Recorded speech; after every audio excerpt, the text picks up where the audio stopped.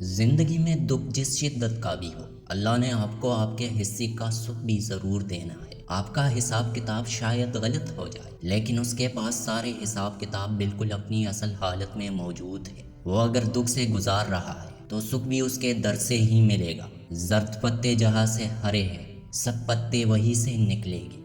مسکرانا اور خاموش رہنا دنیا کے دو طاقتور ترین ہتھیار ہیں۔ آپ کی طرف وہی آئے گا جس کی روح میں آپ کی روح کا ایک حصہ موجود ہوگا۔ ناکام آدمی کی نصیحت بڑی اہم ہوتی ہے، لیکن کوئی سنتا نہیں۔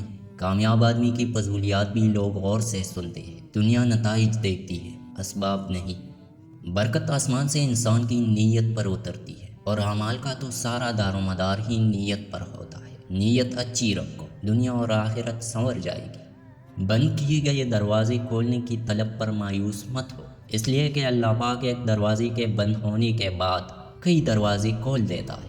میں نے حقیقی محبت بری نگاہیں قبرگاہوں اور ہسپتالوں کے دہلیز پر دیکھی ہے۔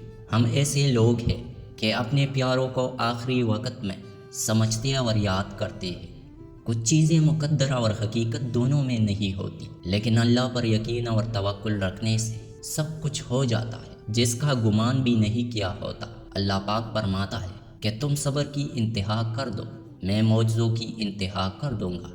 جس کو سنانا چاہو وہ تو سنتا نہیں، زمانہ خواہ مخواہ کان لگائے بیٹھا ہے۔ دماغ ٹھنڈا ہو تو فیصلے غلط نہیں ہوتے، زبان میٹھی اور لہجہ نرم ہو تو اپنے دور نہیں ہوتے۔ برا وقت بھی کمال کا ہوتا ہے، جی جی کہنے والے تو کہنے لگ جاتے ہیں۔